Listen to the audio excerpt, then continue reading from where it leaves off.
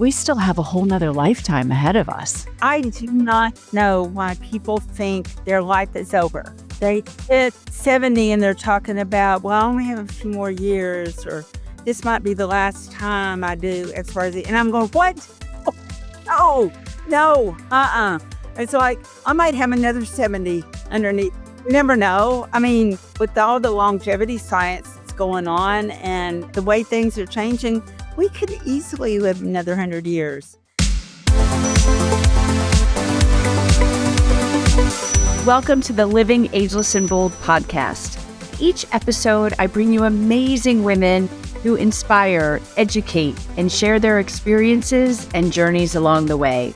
So grab a glass of wine or a cup of coffee, find a cozy spot, and let's relax and have some fun hearing what can be accomplished after 55. Hi, everybody. Welcome to this week's episode of Living Ageless and Bold. What if your 70s became the most adventurous, connected, and transformative decade of your life? That's exactly what today's guest set out to prove. Alese Johnston is the founder of the Fabulous 70 Challenge and the Agora World Project. As an entrepreneur and a public speaker, Alese is passionate about healthspan and the power of reinvention. Yay! She is currently writing Being 69, a project celebrating shared stories of curiosity and resilience and developing initiatives that spark collaboration among seniors pursuing meaningful, vibrant lives. So welcome, Alese. You make me sound like a lot of fun. Oh, you are. I'm just really excited to dive in. I always ask my guests, I love to do the teaser because I can't wait to talk about your fabulous 70 challenge, but how did you get to this point? So tell us a little bit about Alese and who you are and what you've done in your life leading up to this. Oh gosh, looking back, I think I started this whole reinvention journey very early. It's like I got a degree in commercial art, and straight out of college, figured out I couldn't feed myself and my daughter on that. So, Isn't that a shame? Darn. Right. And so my grandmother sent me to night school, and I learned how to program. And that was back before being a girl coder was, like a thing. Right. How and cool. we went to work for a local startup named Systematics, where we did banking software. And that started my banking career. And I did that for, a few decades. Spent a lot of time traveling the U.S., doing bank mergers and acquisitions. Okay. Until I got bored with it, which it didn't feel like it should ever get boring, but it did. And then I went to a startup weekend here in Little Rock one weekend. It was a classic example of why you never let Alese get bored because she will find something new to do. Yeah. You sound like me. My husband's like, from the entrepreneurial side of it, he's like, he says he can literally see the light bulbs go off in my head. Like, here we go again. Yep, they're right here. Yeah. So I went to this startup weekend and I was fascinated with the way these people thought. It was so dramatically different from the banking world where things move at a glacial pace. And these people were taking ideas on Friday night, forming a team, putting together a pitch deck and a prototype, and they were ready to pitch their idea by Sunday afternoon. And it made my head spin. And I decided I wanted some of that. So I gave up a very lucrative consulting company and went out to start doing entrepreneurial things and building new projects. And I have since learned that I need to do a new one every 3 or 4 years. Because once I get the baby up and ready to go to kindergarten, it belongs to somebody else. It's time for me to go give birth to a new one. But it's so good that you could figure that out about yourself. I know myself too. That's why entrepreneurship was so great for me, and having a PR business where I had and I don't do people's PR. I teach them how to do it. So it's like I have a client for 6 weeks or 8 weeks and I give them everything and I'm so excited and they get the best of me. And then it's like, okay, bye-bye. Like it's good. Like I give them, but I would be so bored in the same job 9 to 5. It would never have worked for me. So I'm very fortunate that I was able to have a life of entrepreneurship and now this podcast where I meet new women. I'm interviewing people every day because I batch record, but every day is so exciting because I was like, oh, I get to meet this woman who's 70. She's done all this cool stuff. And then tomorrow it'll be somebody else. But that's so important to identify your personality trait in that, knowing that, okay, this is my window. And then poof. Mm-hmm. Well, I spent a lot of years thinking it was a character flaw. I know. Like there was something wrong with me. And well, because that's not what we were quote unquote taught to do. Right. We were, you got married and had kids. And if you worked 9 to 5 and you worked 5 days a week and you had 2 weeks vacation. And that's what we were told we were supposed to do. Those were our options. Mm-hmm. I am a triple Aries and I am constitutionally incapable of doing what you just described. I will make myself and everyone else crazy around me. I also did some work recently on my human design and some numerologies like soul purpose and some other things that friends who are very woo-woo knowledgeable suggested that I take a look at. And they all pointed back to the same thing, that I am a manifester. I like to create things and then I need to be done with them. So I love that. Here we are.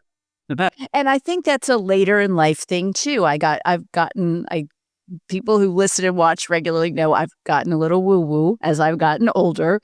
But you see things in it and it's like, oh, and you can manifest things and you can will things to happen but understanding who you are, whether it's numerology or, any of these variations of things. And I've had several cool guests on talking about that. But yeah, it's a thing. It's definitely a thing. Just knowing yourself, I think, and like giving yourself permission to be who you really are, I think is powerful. And that will lean into what you're really good at.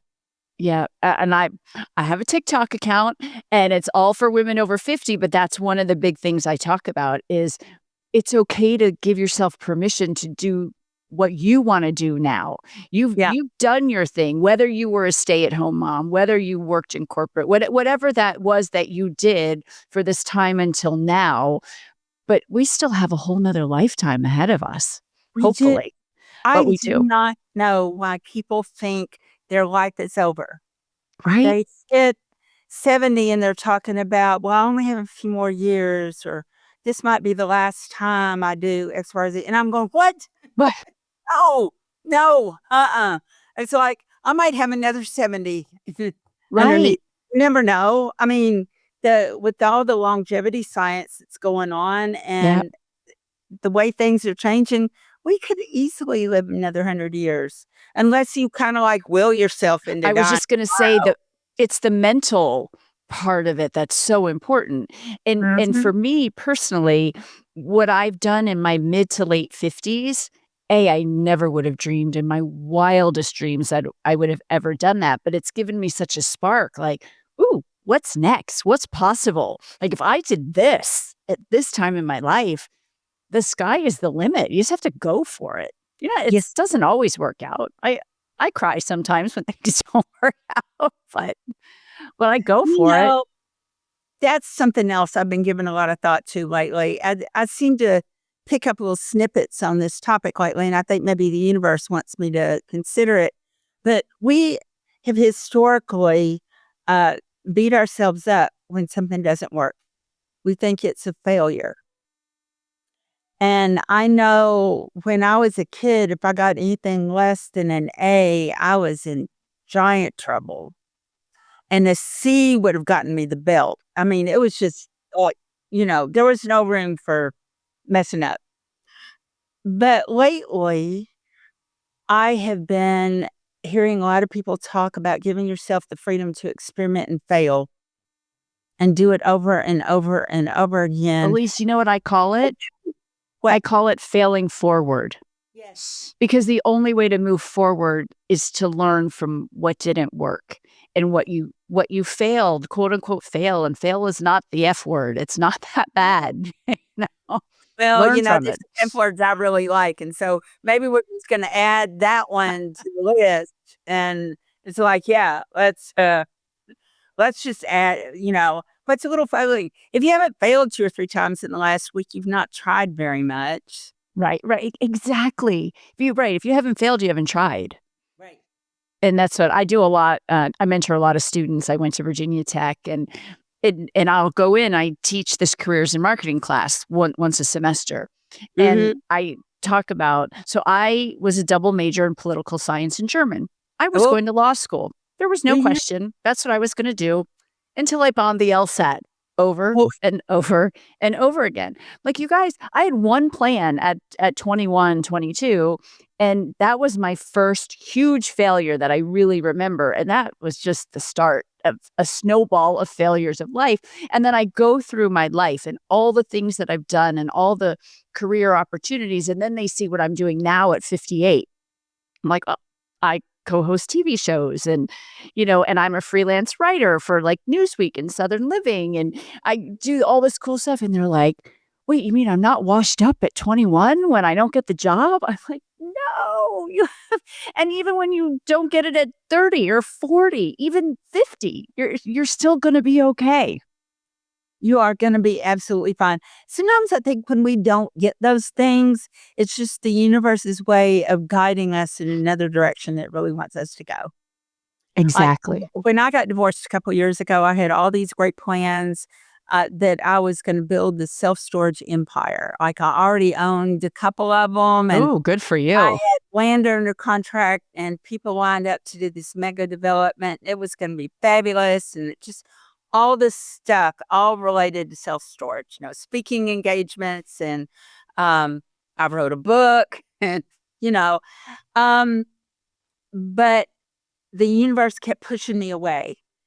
It like funding would get pulled at 24 hours before we were supposed to sign a contract, or something else would go wrong. A partner would back out, or just you name it.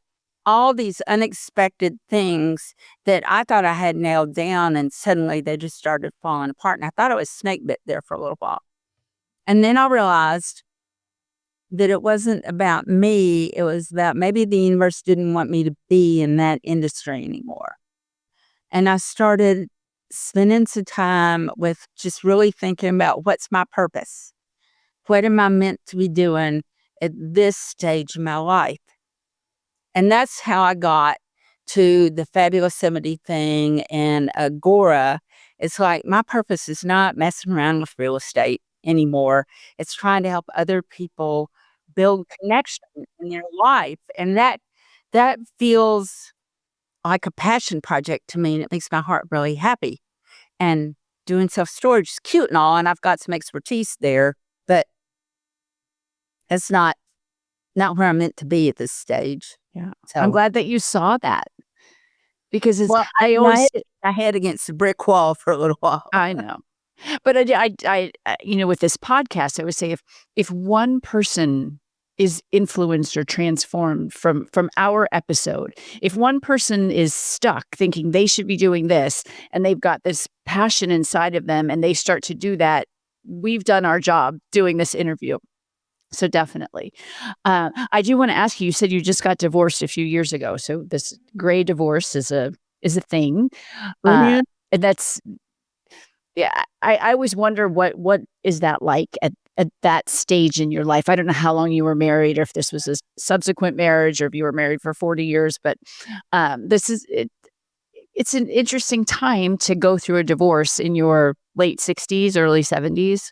It was it was kind of a radical thing to do. I had, how you ask yourself permission to, you go and ask your friends permission to do something you desperately know you need to do. Yeah. And I had been doing that for 15 years. Wow. I was married for 30. I should not have married this man at all. We should have just been really good friends. But regardless, you think you're supposed to be married, so you do that thing, and then you think you're supposed to stick with it no matter what. Yeah. And it just was not a good fit.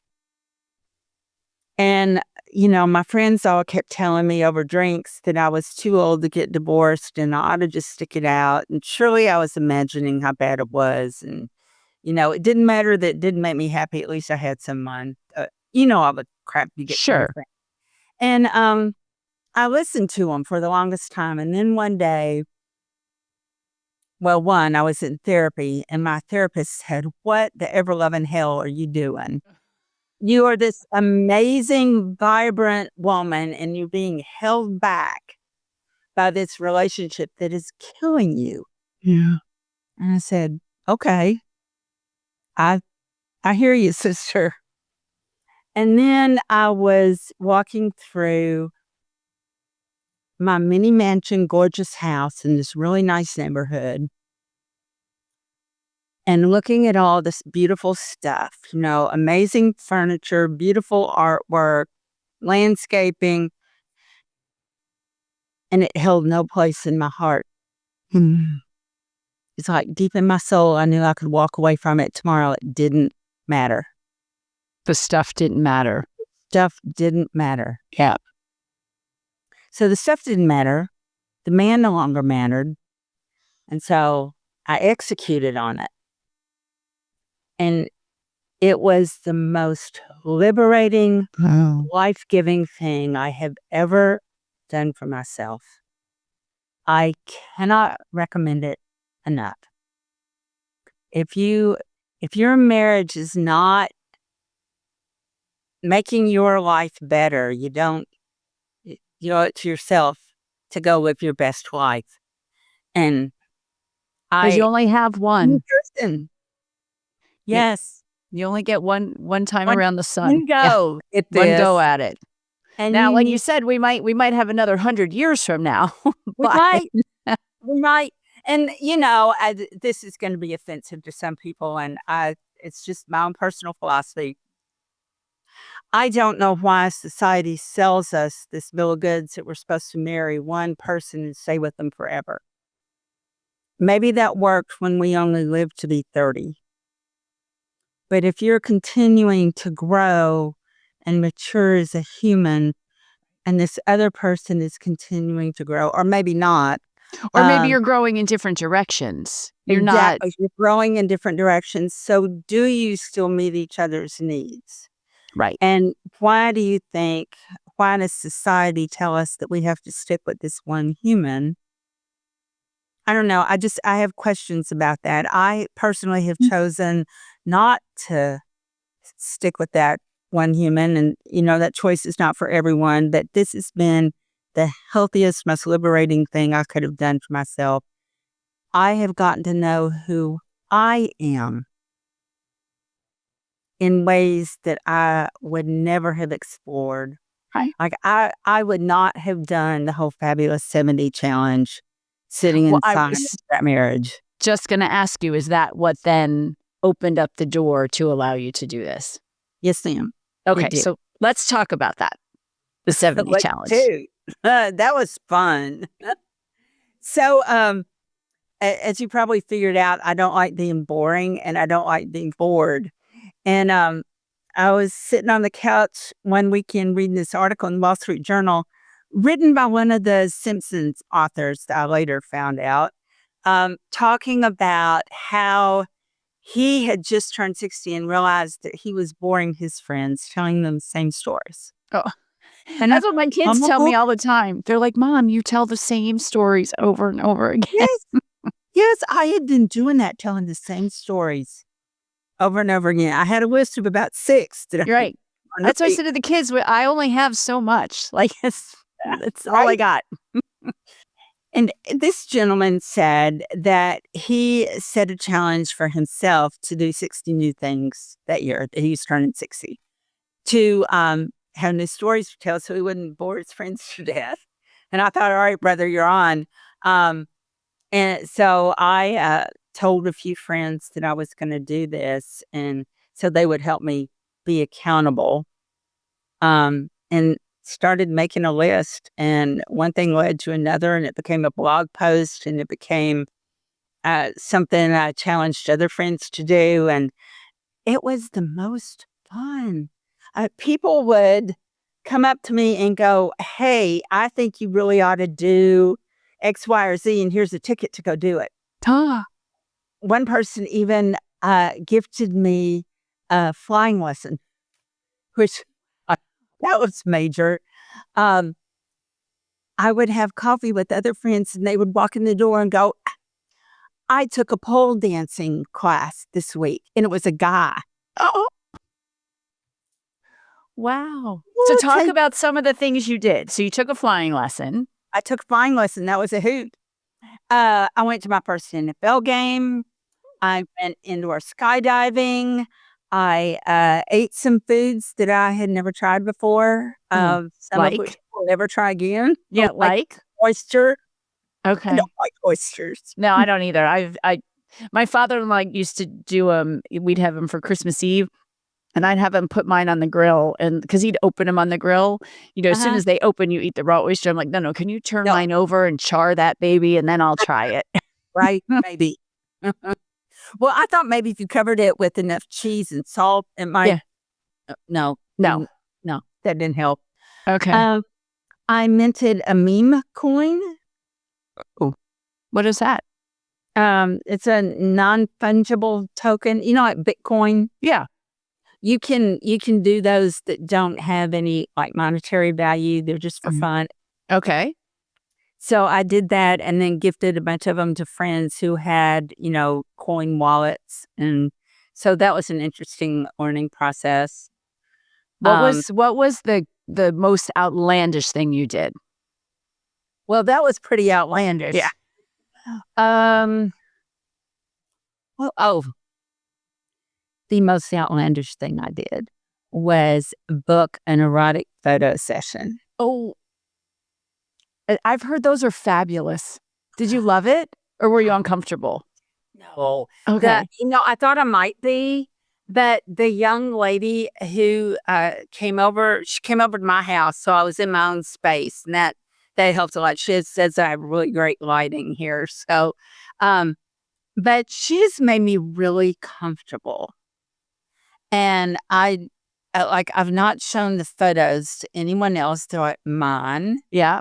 But it was incredibly empowering.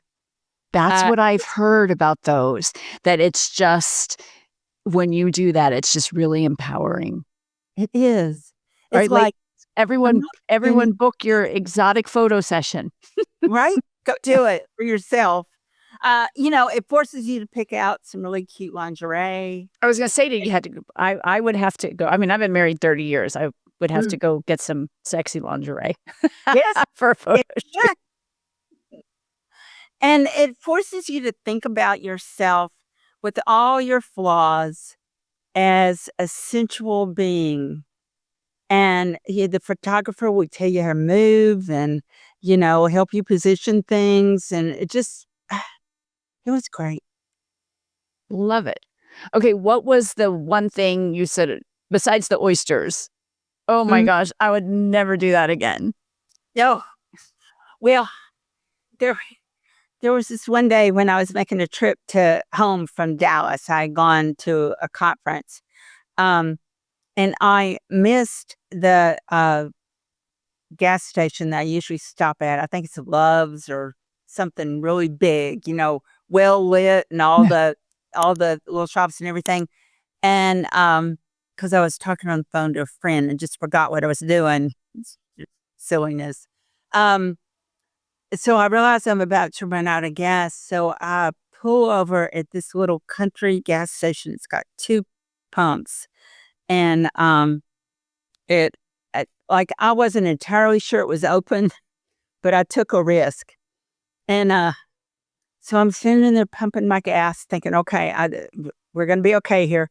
And this very country guy who was missing several of his front teeth, wearing overalls and no shirt. I mean, you get the large feel. human. Yeah. Uh-huh. He gets out of a car and he turns around and looks at me and goes, "You're really cute."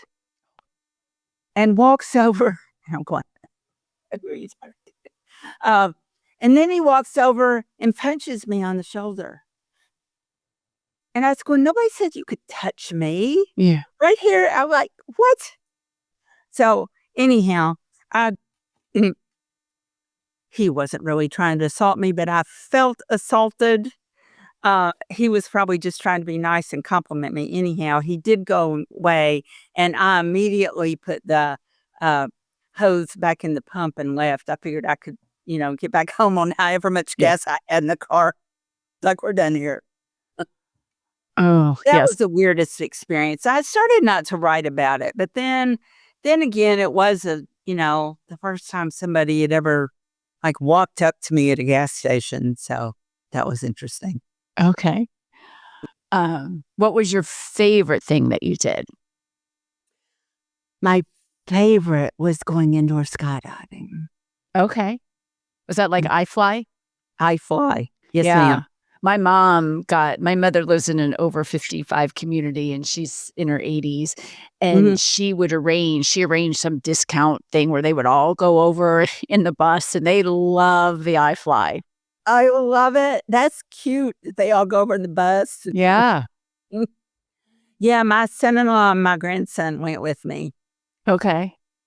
So that was a lot of fun. I learned that it's really important to hold your head at the right angle because otherwise you can't breathe with all that air. That's a problem. My son, for his 18th birthday, wanted to go skydiving. So my husband said, "Okay, I'll go with you." And my daughter and I went, and I'm like, "Oh, I could have done this with him." And the plane goes up and up. I'm like, "Oh my gosh, that would have been so fun." And then it goes up where you can't see it anymore. I'm like, "Oh, I'm out." I have such a fear of heights. I'm like, there's no way I would ever do that. But they loved it. I wonder if I need to do that because I do have such a fear of heights. Like, would that help me overcome it? Or would I just pee my pants? That's what I say. Or I'd probably have a heart attack as they're pushing me out the door. Like, that's it. I'm out. I'm done. I would definitely have to tandem jump. I wouldn't be able to make the first step. No. And my husband was the first one. So he's like, I'm looking out and it's like Google Maps. And they're like, go. So have you done all 70? Oh, yes. Okay. And how long did it take you? Well, it did take me the whole year. Okay.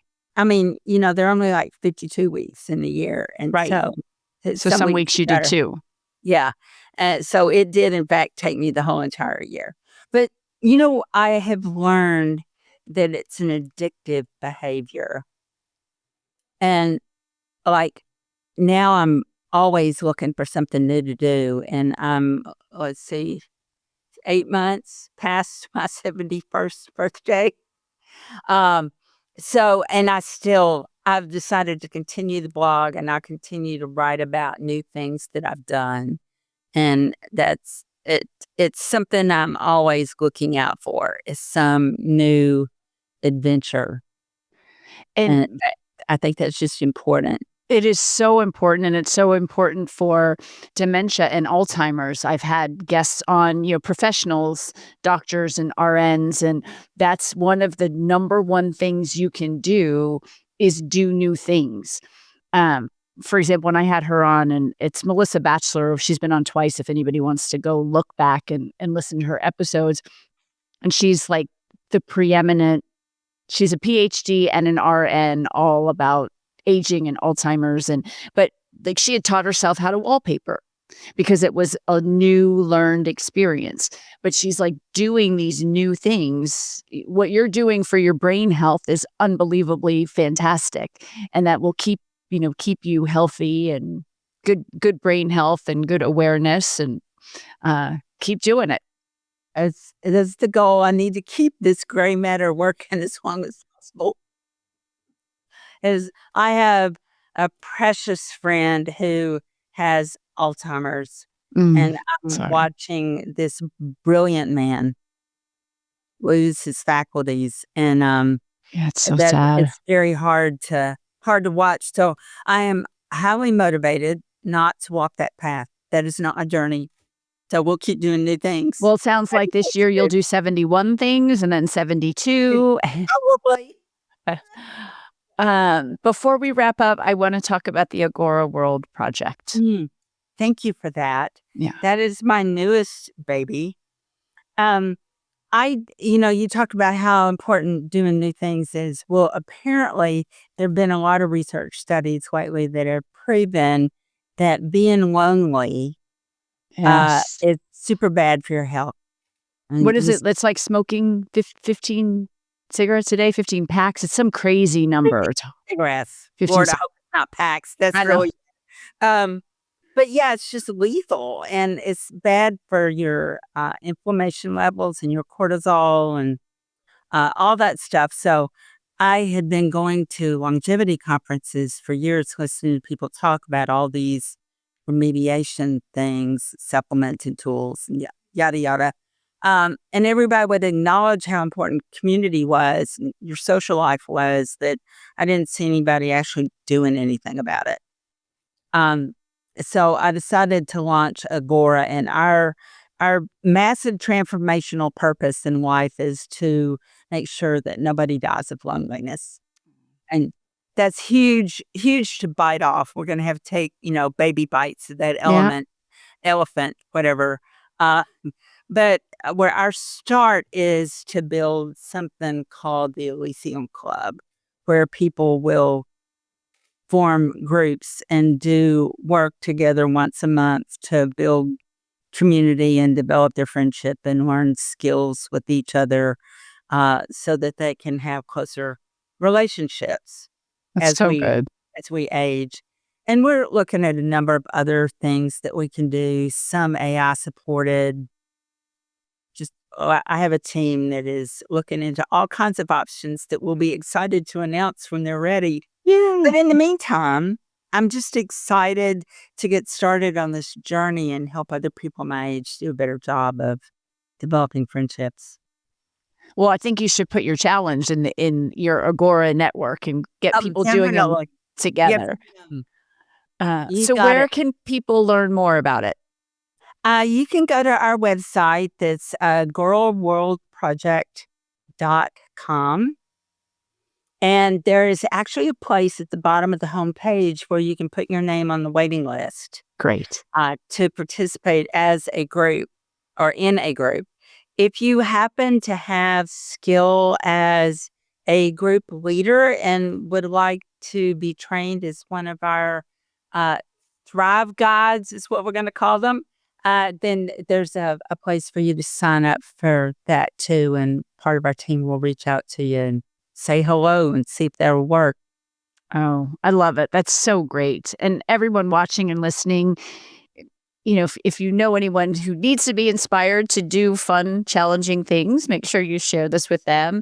And if you know anyone facing loneliness, or, check out the Agora page and sign up. It sounds really, really exciting and just really good work. And I'm glad you got out of the self-storage business and got into this, because you're going to help a lot of people.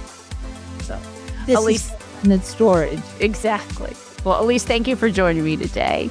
Thank you. It's been a pleasure.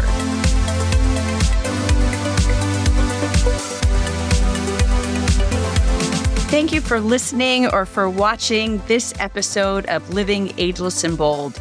If you haven't already, please make sure you hit subscribe. And if you like the episode, I hope that you will give us a great review.